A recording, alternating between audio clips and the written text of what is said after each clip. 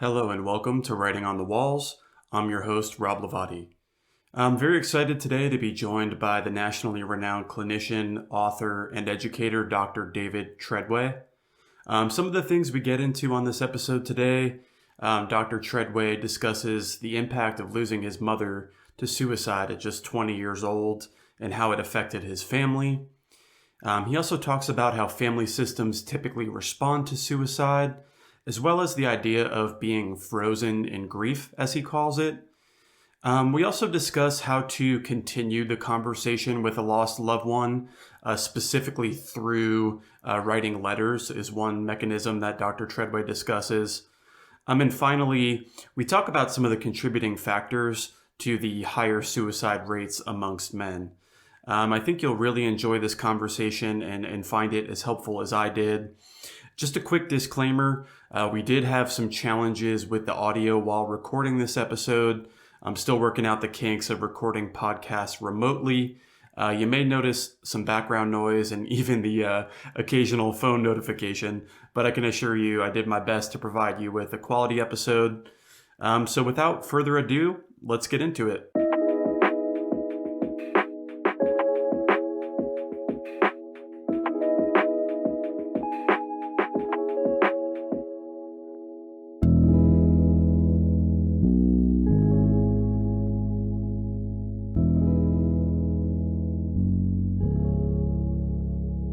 Hey, Dr. Treadway, thank you for joining me today. I'm delighted. This is a great opportunity to be talking with you. Thank you. I've really been looking forward to this. I think there's a lot we could get into in this conversation with your experience as a clinician, as well as an educator, as well as being a survivor of suicide loss. There are a lot of different angles I think I could go in this conversation. To start things off, there's a question I like to ask to kick things off, and I would love to hear your perspective on it. Understanding the loss of your mother in, I believe it was 1966. What would you say is the most important thing you learned, either from your mother or from losing her to suicide? It's been over 50 years, and so the amount that I've learned about myself, my family, my mother is incredibly extensive. It's formed my life to a degree because my life, oddly enough, was transformed by my mother's suicide in an unusual way. Her suicide shattered my family. My father had a nervous breakdown afterwards. My sister had a nervous breakdown. My older brother turned to aggressive alcoholism. And by default, I ended up being the third of four children, suddenly made into the leader of the family, which in fact ended up being a really good thing for me in an odd sort of way. So suicide impacts everybody in a family quite differently. And one of the key learnings that I would like the listeners to pay attention to is there's no right way or healthy way that's better than another way to respond, that people have different responses. And my response was just to go utterly frozen, go numb, and sleepwalk my way through my life for a stretch of time after this. And my sister, I remember clearly when I arrived home to Boston after my mom had killed herself, and I was just showing up kind of like the way I'm talking to you, just showing up. And my sister was really angry that I wasn't showing any feeling and what kind of cold person I might be. And I felt, what is the matter with me? I wasn't having any kind of response at all. So learning that my response, which was to go numb, to go frozen, etc., and her response, which was to be overwhelmed with grief and everything else in between, including my brothers picking up booze. They're all different ways that people actually go through the unbearable power of what a suicide does to a family. Very, very well said. And I think I'd like to pull on a little bit. You described this feeling of being numb or being frozen, which I hadn't heard that word to describe that, being frozen. And it's something that when I read it in one of your publications last night, it really just kind of hit me to the core because, in 2017, I lost my father as well to suicide, and went through a wide range of emotions all at the same time. I think I did some of the running away that you described, your brother having gone through, Yeah. with substances and alcohol and distance, moving away from where it happened. But this numbness is something that went on for really the first few years, and I didn't fully understand that's what was going on. I thought it just didn't affect me. But as I'm sure you learned in your journey, and what I'd like to hear about is what was it like, and what did it take for that numbness or being frozen to like thaw out, if you will? Well, it took actually a really long time. Let's start with the nature of the numbness response, the frozen response, because it isn't that unusual. People generally know when they talk about trauma responses, they use the language of fight flight response. The trauma response used to be characterized that way. It is now characterized as fight, flight, and frozen. But Mm, that's a relatively new construct in the last decade or so. And the frozen one, if you think about it, actually makes sense in the sense that the enormity of the feelings are overwhelming. The body goes into shock, the heart goes into shock, the brain goes into shock, and mm, all of a sudden you're kind of just walking through your life not connected. That is a very powerful self-defense that mm, us humans are capable of. Soldiers have that response all the time.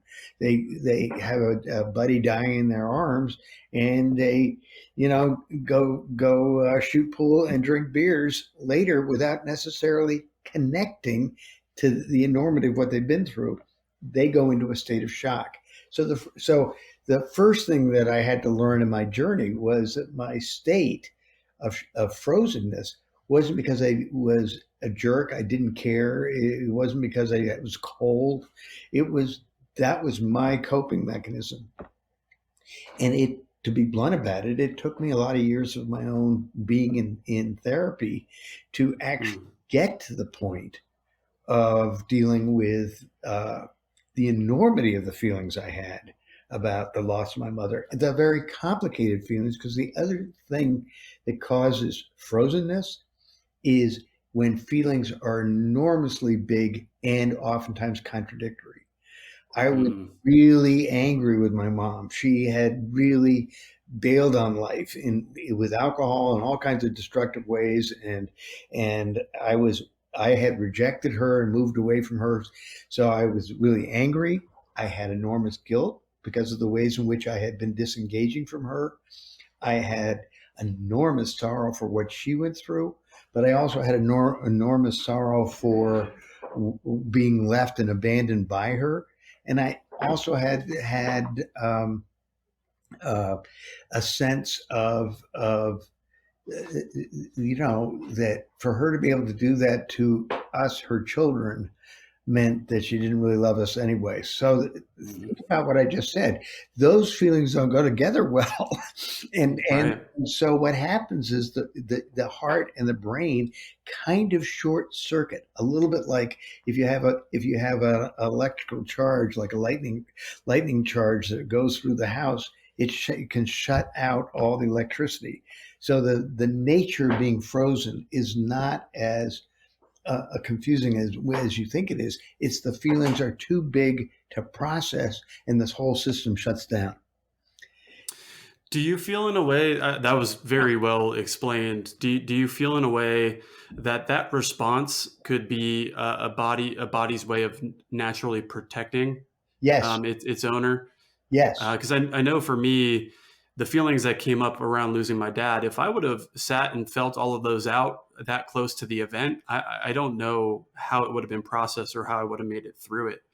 I think taking time and space away from it was exactly what I needed.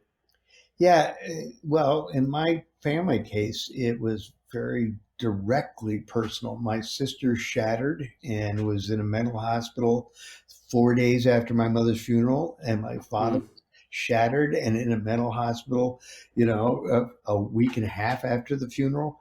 So, mm, two members of the family did exactly what you're describing, which is to actually not be frozen, feel it all, and they came apart. yeah. And oddly enough, part of them coming apart and nobody being around to actually do take care of them, except for me, I kind of got promoted by accident. So I was a college kid, and I was kind of a lackadaisical, easygoing, party hardy college kid.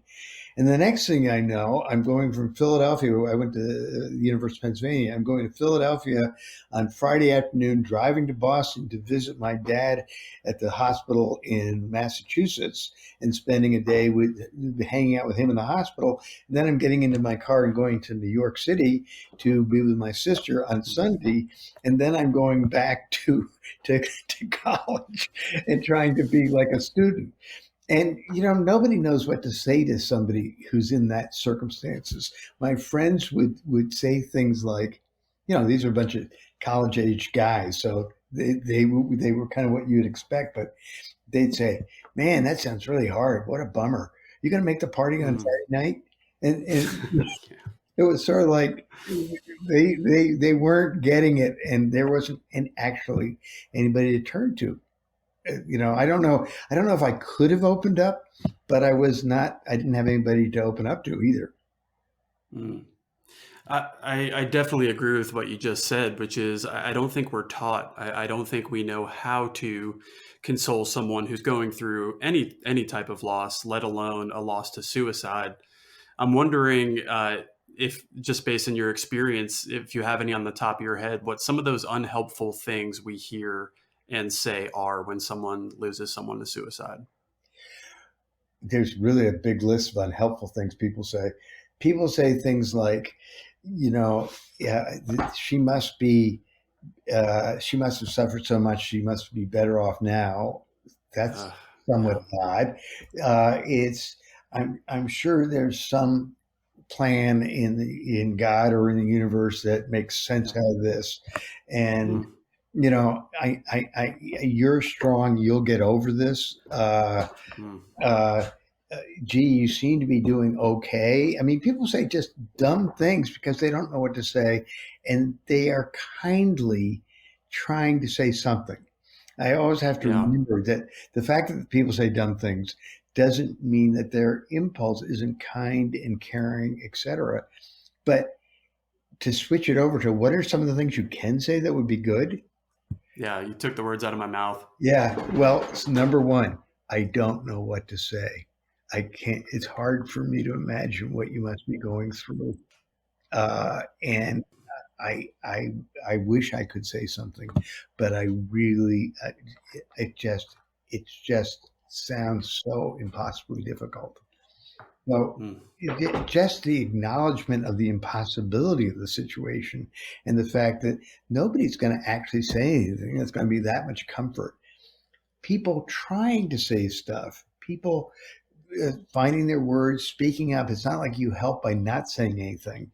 I don't want to upset him, so I'm not going to bring it up. That doesn't work hmm either. Bringing it up, but bringing it up with utter humility about the fact you don't know what to do or how to say it or whatever. That's Actually, beautiful. sounds right. It sounds reasonable. Yeah, it absolutely does. Um, yeah, I appreciate you diving into that.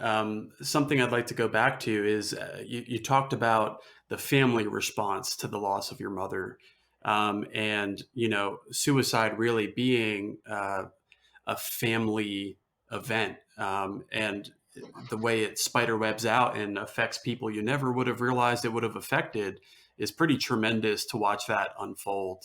Mm. What I'd like to hear about is something you said in an article that you shared with me for Those Left Behind, which Mm-hmm. was really an incredible article.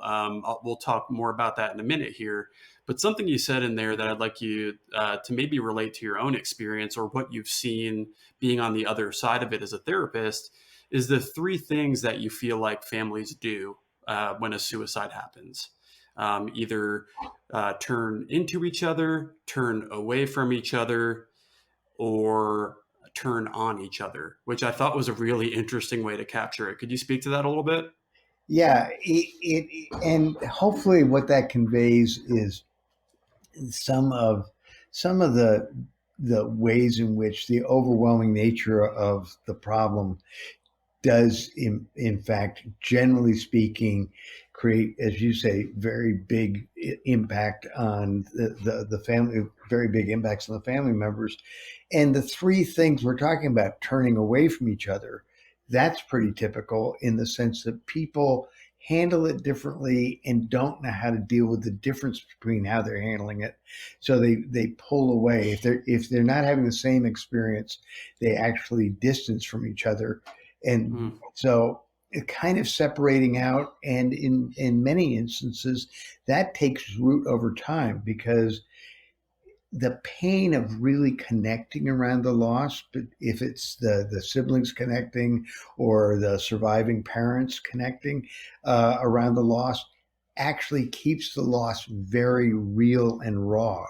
So one of the reasons, for example, why couples oftentimes get divorced when a child commits suicide is because the pain of their relationship, that the loss, they can't get away from the loss. It's in the face of the other all the time. So they constantly are triggering it and being overwhelmed by it. So eventually people can go their separate ways as just as a survival mechanism. Mm. So turning away from each other happens in multiple ways. Turning on each other is actually a pretty conventional thing, in the sense that part of what nobody knows what to do with the fact of a suicide is the anger that gets stimulated. You know, how can I be that mad at my mom when she was desperate enough and in pain enough and overwhelmed enough to feel like she had to take her own life? My angry feelings aren't appropriate. That's bad. But there's a lot of angry feelings and guilt and overwhelm and grief and all this stuff going on. So one of the ways in which families cope is actually fighting with each other, taking it out on each other, criticizing each other. And that energy gets dispelled and brought out, not in a way that ultimately is great, because sometimes it becomes how families are, but it does release built up tensions and feelings that families don't have the words for, in a distracted sort of proxy war between people. Because they don't know how to deal with the enormity of the grief. The next thing you know, they're fighting over what to do about mom's jewelry, or what to do about this, Right. about that. So, and the third thing that families do, and oftentimes is at the heart of what good therapy looks like, is helping families turn toward each other and learn how to be supportive to each other, even when they have very different experiences and different sets of feelings.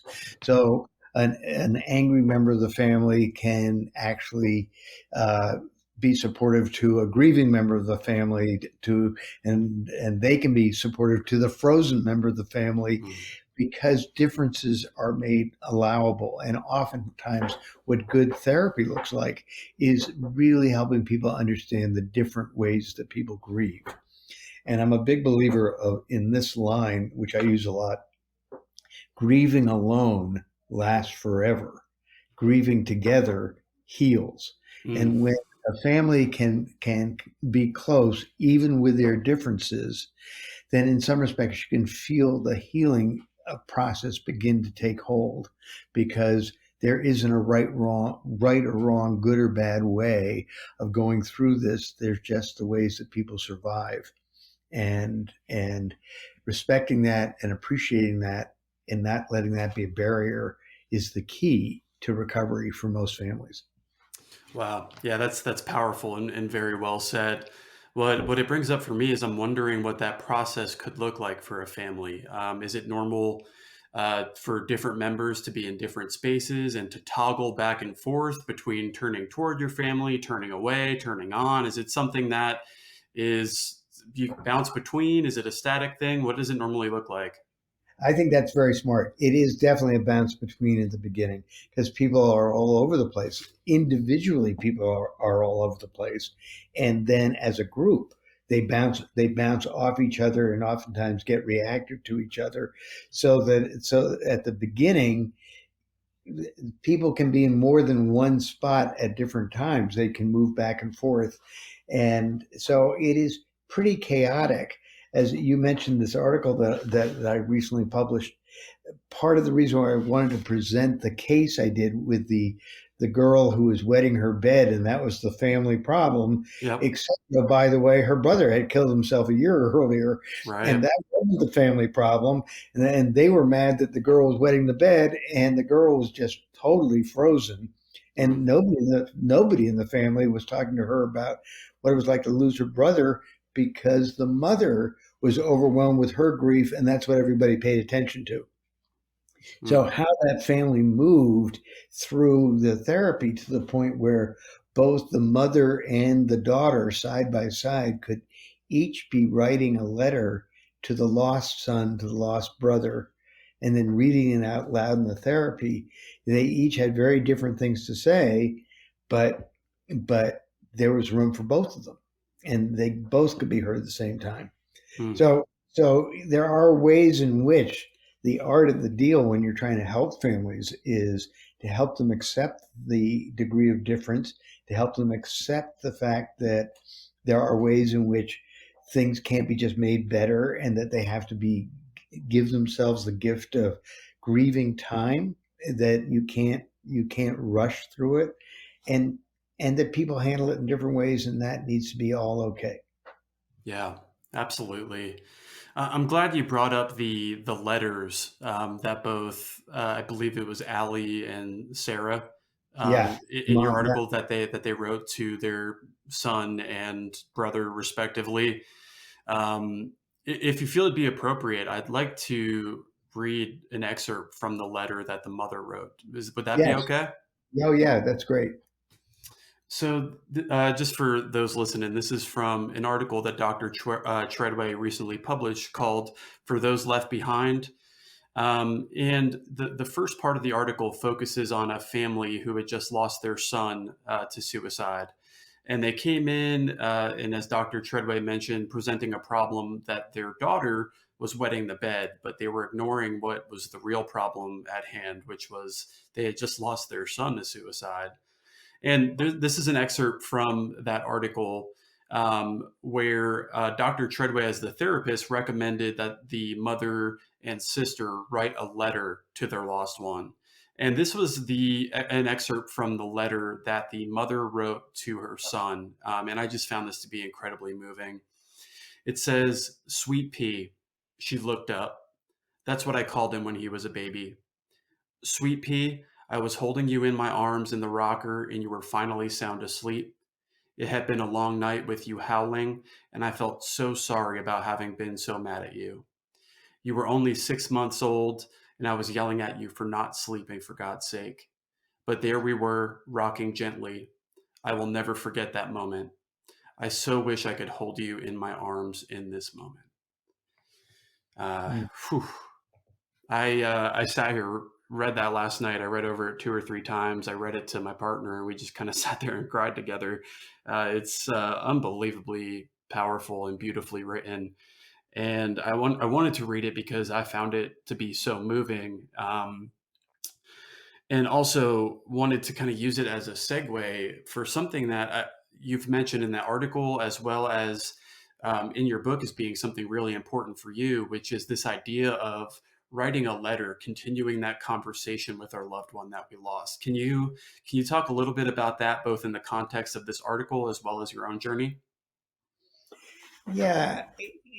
I had tried a lot of different kinds of therapies because I really felt like there was something fundamentally wrong with me. I was outside very successful I was a good therapist with a very successful practice. Had a good marriage, and I had, great kids. And so I looked okay, but inside I was kind of like an empty soul. And it didn't show, and nobody would have known, but I kind of knew that I was sleepwalking through my life because of this frozen thing we talked about earlier. So I finally got to a therapist who who did encourage me to engage directly with my mother. And I don't know where the phrase came from. It might have come from her, it might have come from me, but there's a great line here that goes like this: people die, relationships don't.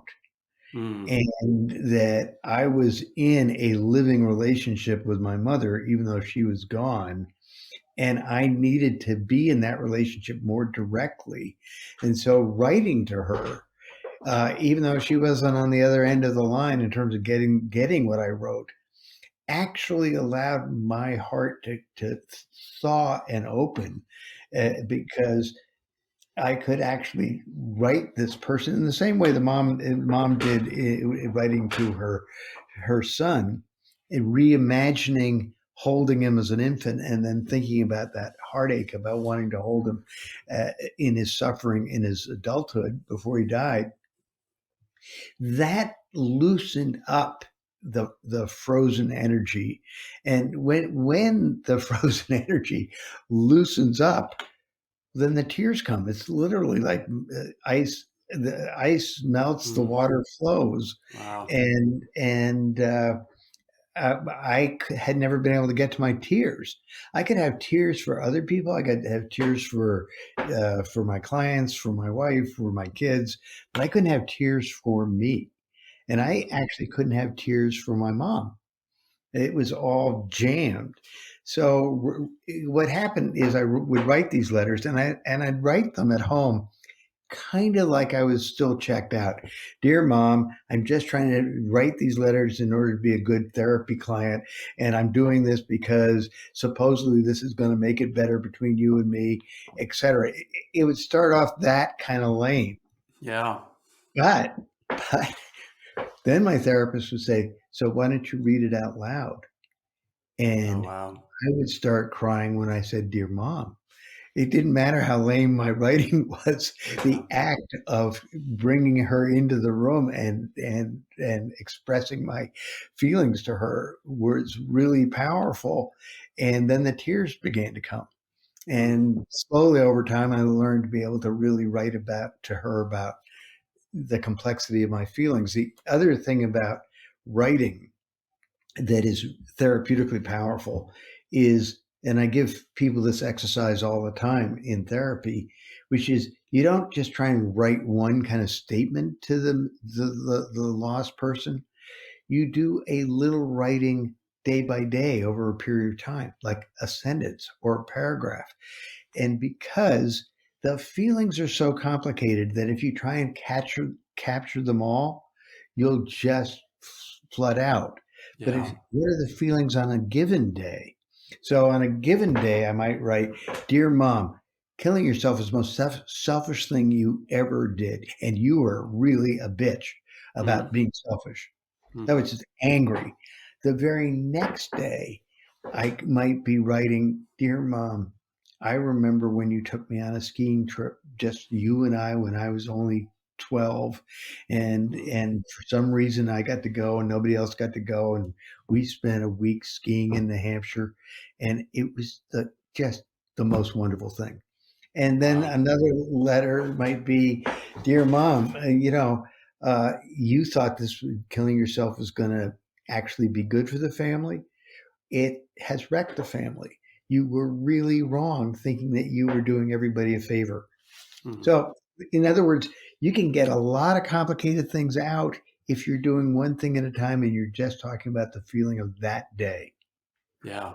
What do I want to say to my mom today can be very different from what I'm going to want to say to her tomorrow. So that therapeutic approach I've used for years, and it is incredibly powerful because the process, think about this, the process of translating the mess in your head and in your heart into words, sentences, and signals from your brain down to your hand and onto the page is a process of metabolizing hugely complicated, difficult to digest feelings. Mm. The, the whole thing of going through that is empowering because you're finding words, you're finding language, you're finding sense in the moment out of the mess that's in your heart. Wow. Yeah, I love the way you said that, and I really love the visual of metabolizing feelings. And not to put words in your mouth, but it sounds like what you're saying about these writings is there is no wrong thing you could say to your loved one when you're writing a letter like this. And I think that's important to pull on that a little bit, because pulling on that would indicate that there's nothing wrong with any feeling you might feel toward your loved one who's completed suicide. And I know sometimes for myself, when I feel that overwhelming anger come up, my first instinct is to shut it down. I don't want to be angry with my dad. It doesn't feel appropriate to be angry with my dad. Can you talk a little bit about the appropriateness of feeling the full spectrum of emotions and how one can allow themselves to feel that? Well, this won't come as a surprise since I am a therapist, but there's no wrong feelings, Yeah. period. There's no wrong feelings. There's a lot of wrong actions. And most wrong actions result from people not being able to make room for their difficult feelings, the feelings they don't think they should have. They're bad feelings, like, you know, not caring about your dad or feeling like, well, good riddance. But we can have really bad feelings that are hard to acknowledge that that's how we feel. But feelings will out. If we're stuffing them, avoiding them, shutting them down, not dealing with them, they'll show up in some other way in how we do our lives. And oftentimes that's the place from which we do harm. Those blocked feelings that we're too ashamed to really acknowledge we have. And with suicide, uh, the range of feelings are really complicated, but the key ones are unbearable grief, feelings of complicitness at the level of what should I have done, what could I have done, what might I have done differently that might have made a difference. So there's guilt, there's unbearable loss. There's also enormous anger. This sounds harsh, but it's true. We do have, and I tell my clients this, we do have to remember that suicide is not just somebody dying, it's somebody murdering someone's father, someone's son, someone's mother. Murder takes place here. Wow. That's Yeah. not to be forgotten. And with that comes enormous anger. How dare you murder my dad? You Mm. know, that is Wow. powerful. And so the angry feelings, are just as healthy and as normal as the tears. Mm. Yeah. And Thank you for diving into that. What I'm curious what you would say to someone who is going through this type of loss, a loss to suicide. Either someone who is really close to the event happening and just trying to navigate the aftermath and keep their head above water, as well as someone who's maybe in a position as you found yourself, being 15, 20 years away from the event and completely stuck. It sounds like writing these letters based on current emotions that you're feeling, sharing them with a therapist or with someone that you trust. That sounds like a really good actionable step. What else would you say to someone who's in that position? I think recognizing that this is not something you can get over on your own is incredibly important. So, what kind of help helps will vary with different people. Some people really get an enormous amount of help of finding, community with other survivors, and there are, the American Association of Suicidology supports and survivors groups and stuff like that. And there is just a remarkable kind of sense of feeling less alone when you're engaged with fellow survivors. It's funny. because it's also uncomfortable to engage with fellow survivors too. I was once giving a speech about my book at the annual conference of the American Association of Suicidology, and I was very comfortable giving my speech and talking about my book and my mother and all this kind of stuff to an audience of 300 people because I was at the podium, I had the microphone, I was in charge. However, I went to a luncheon afterwards as just a fellow survivor of suicide with the same 300 people. But I didn't have the microphone. I wasn't the speaker. I wasn't the big shot. And I felt so vulnerable. And to suddenly be in this group as opposed to teaching this group. But what was interesting about it is it also felt like, oh, this is home. These people know. And the feeling of being in a room of people where, oh, these people get it. It's very similar to how an alcoholic feels when they connect to AA. Okay, these are my people. I don't have to explain anything to these folks. And I had this wonderful feeling when I actually wasn't separated by being the psychologist, the teacher, but just one of the group was deep and profound. So that's one thing that I would really encourage people to do. I would encourage people to actually read up with many of the books that are out there about families that survive suicide if they can't find community. I think I have a strong bias that it's really important to be able to go to a therapist and get help and do that. And in family situations, it's really important for couples and families to be able to go to a therapist.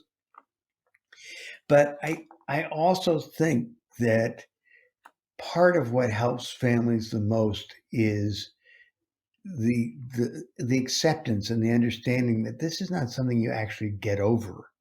There's nothing in double A in the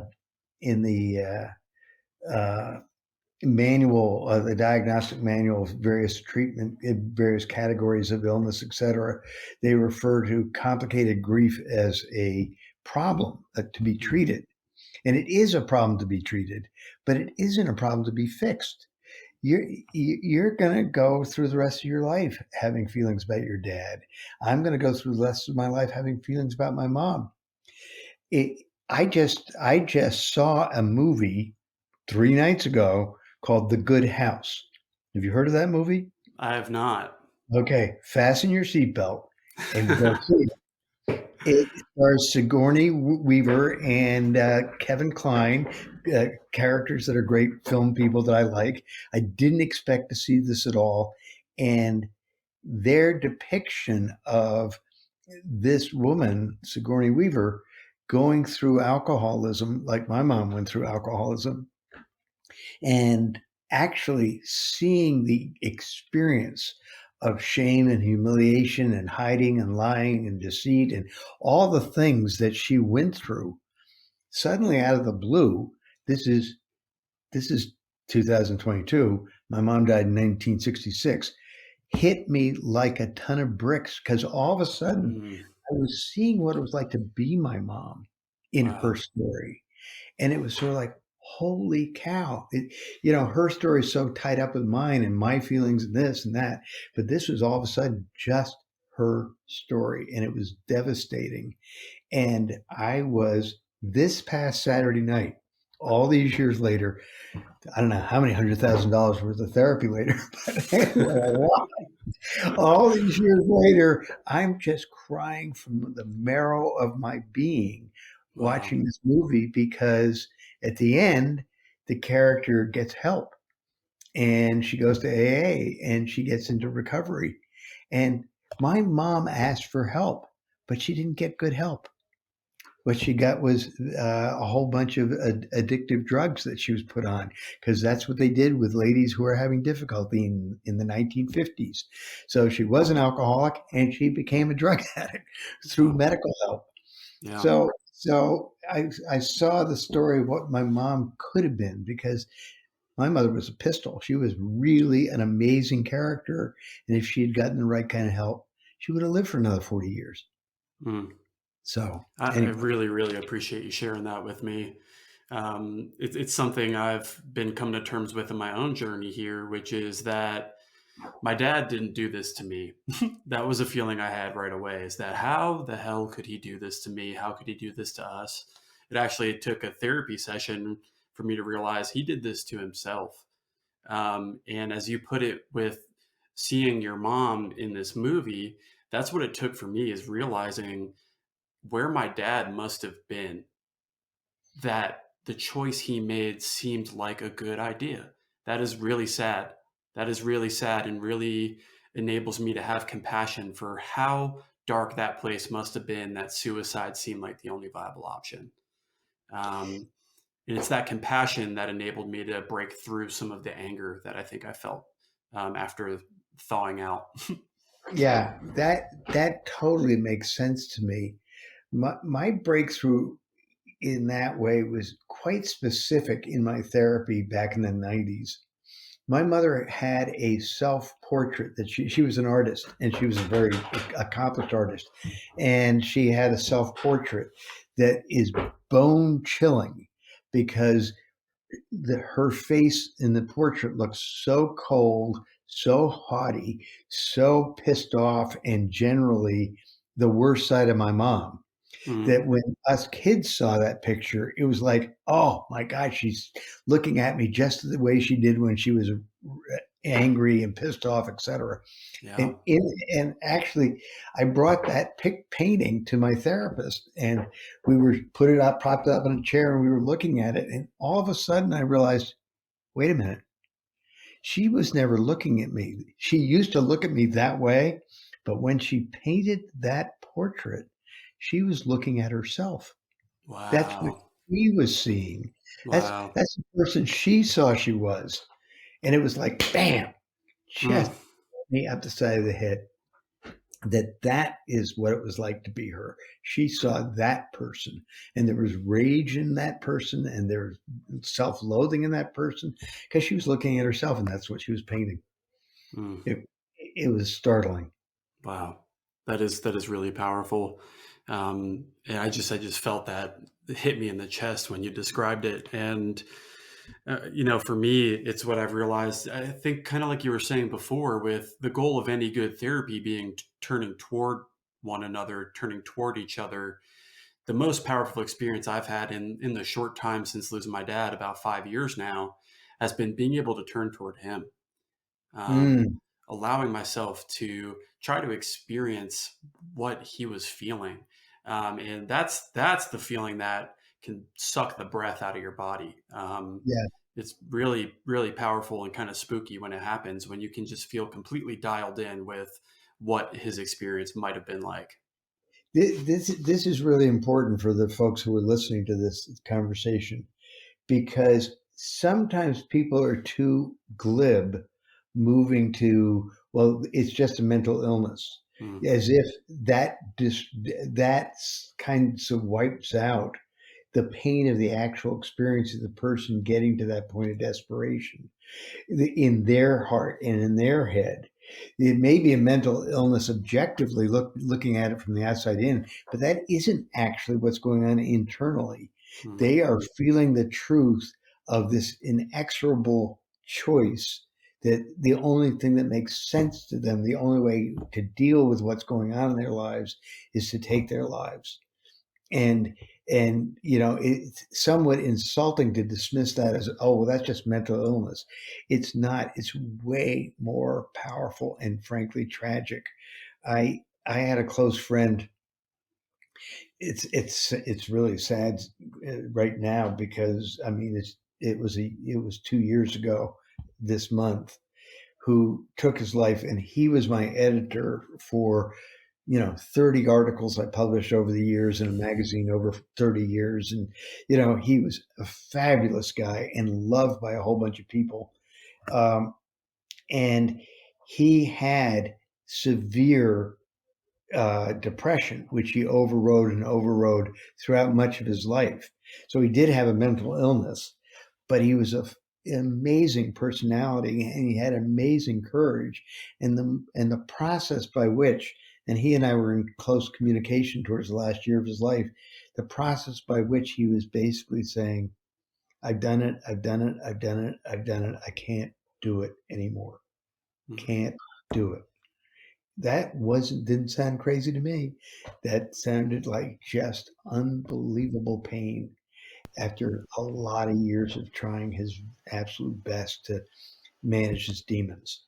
So yeah, people can not want to deal with the actual pain of what that person went through by dismissing his mental illness and being quick to basically call it that. That's not actually what it's like to be on the inside of suicide. Yeah, it's really helpful to hear that, and I appreciate you sharing with me the loss of your friend. And I really deeply hate to hear that for you. It's I think another misconception about losing one to suicide is once you've gone through it, you know the ins and outs of it, and I don't think that's true. I think I know what it's like to be a 26-year-old man and lose my father to suicide. I didn't know what that was like for my mom or for my sister or for his mother, who is still alive today. I think it's such a uniquely different experience for everyone in the web who's going through it. So to now experience losing a close friend must have been a whole brand new experience for you. It really was, because it was I have lost clients to suicide, but that's different from a close friend, and I've been involved with other people's suicide, but I've never actually lost a close friend. Mm. And so it was real in yet a different way.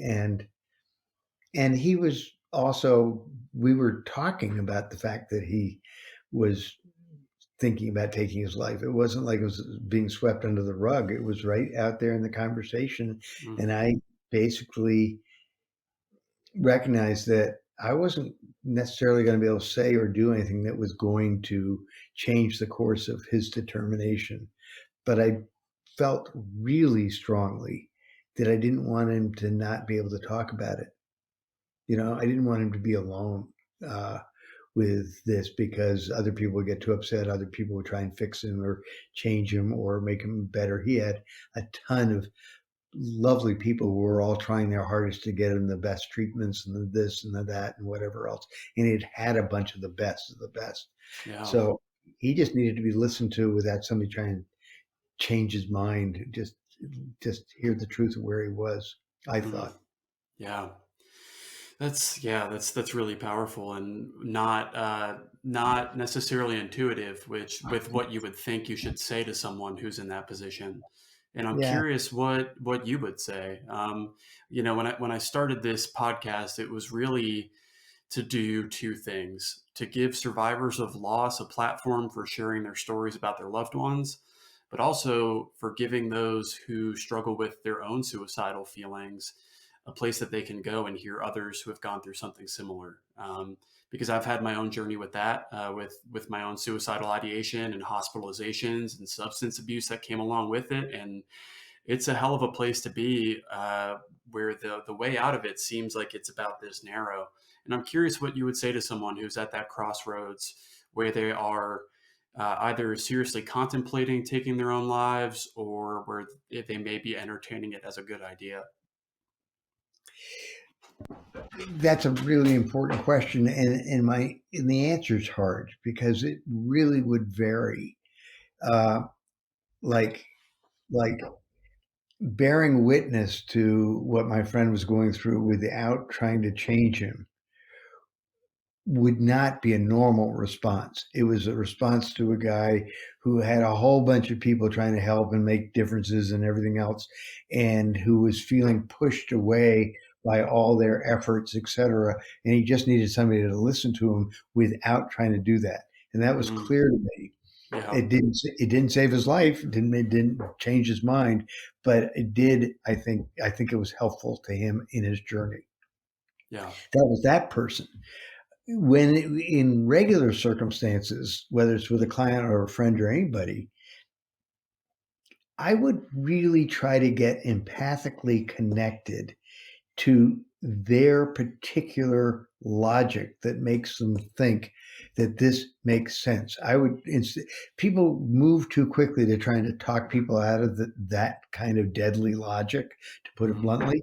And I would want them to really, really feel understood and heard.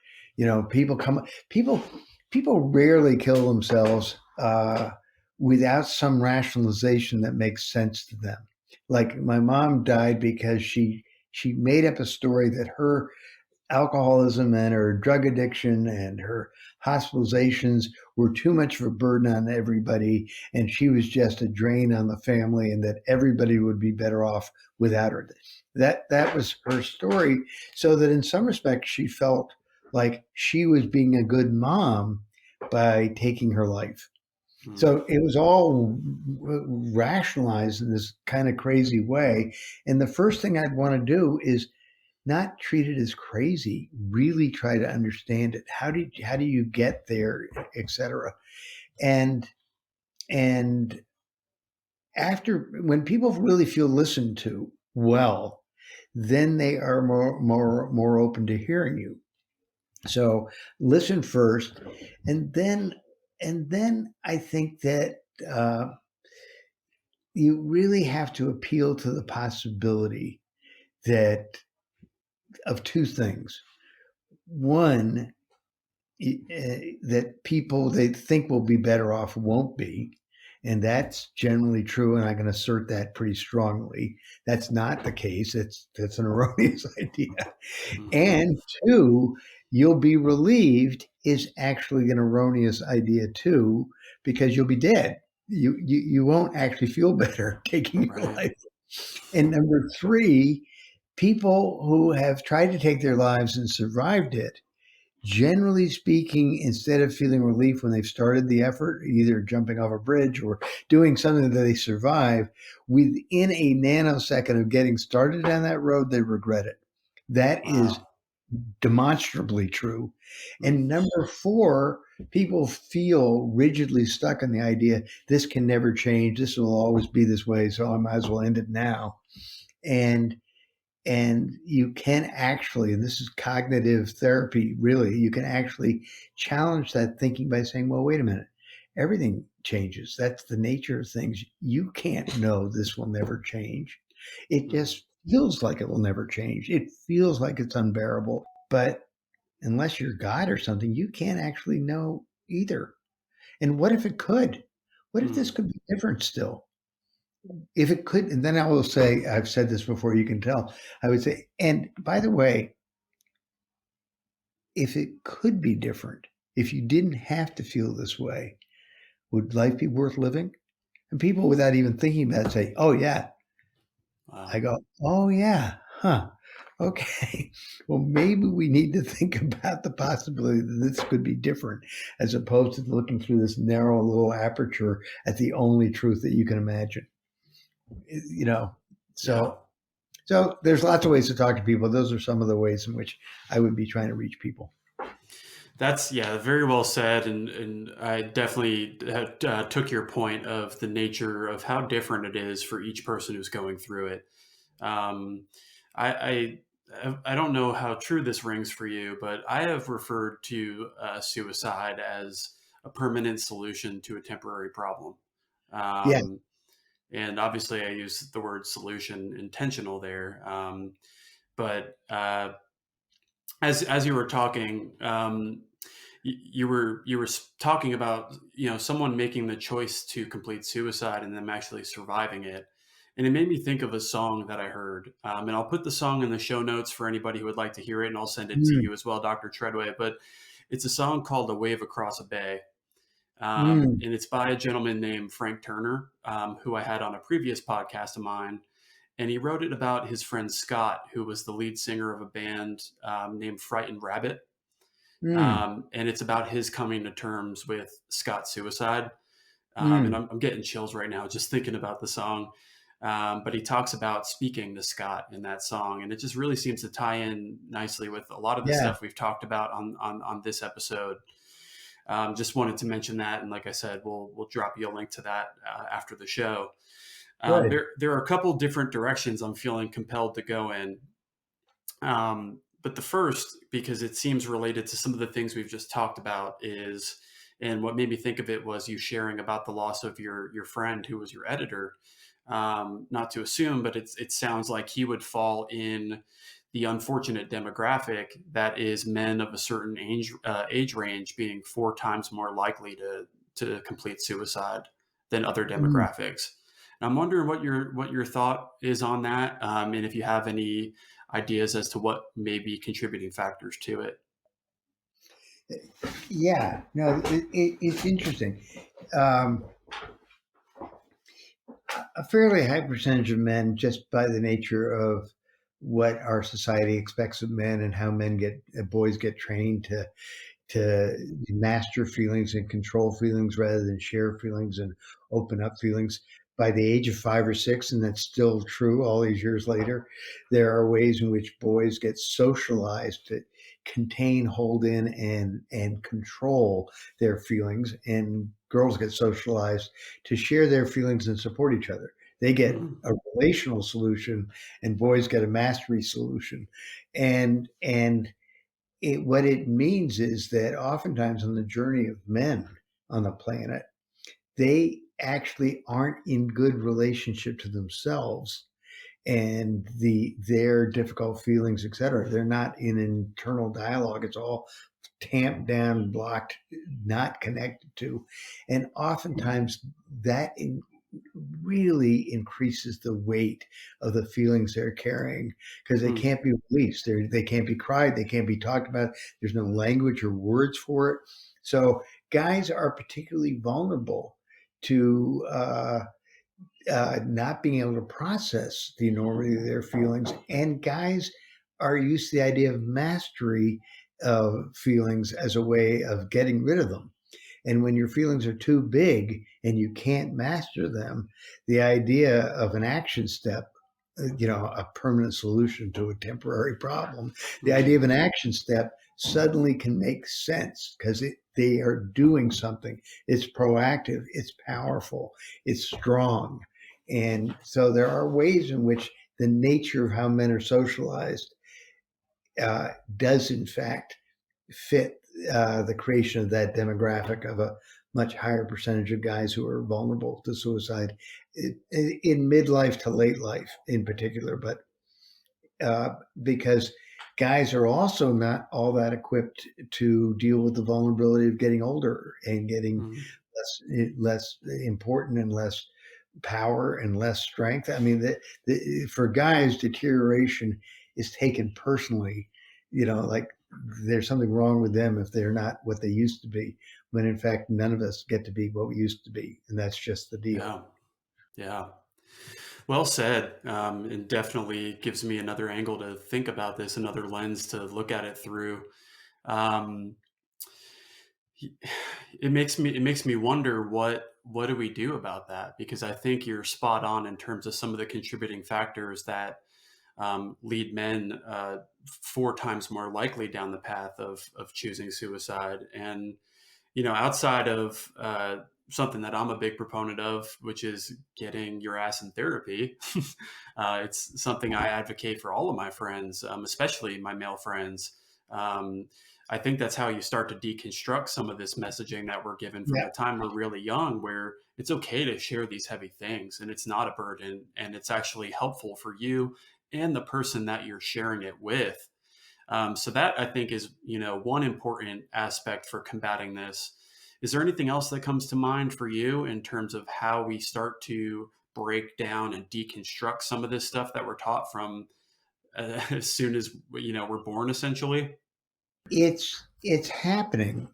Actually, it's been happening in my lifetime, and men are evolving, but the pressure of a rate of change makes it very difficult for men to evolve quickly enough around the level of stresses and tensions. You do have a whole population of men in our culture who are feeling disempowered and dispossessed and marginalized by the very fact that they're no longer in a hierarchically one-up position.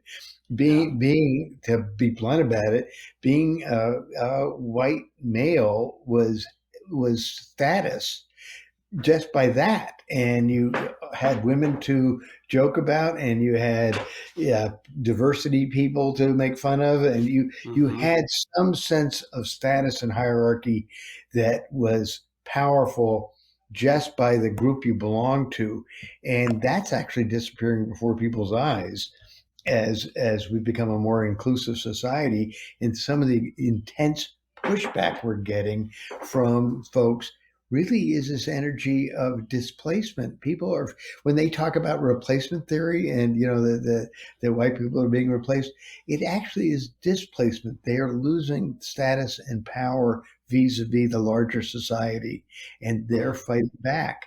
So yes, it's evolving.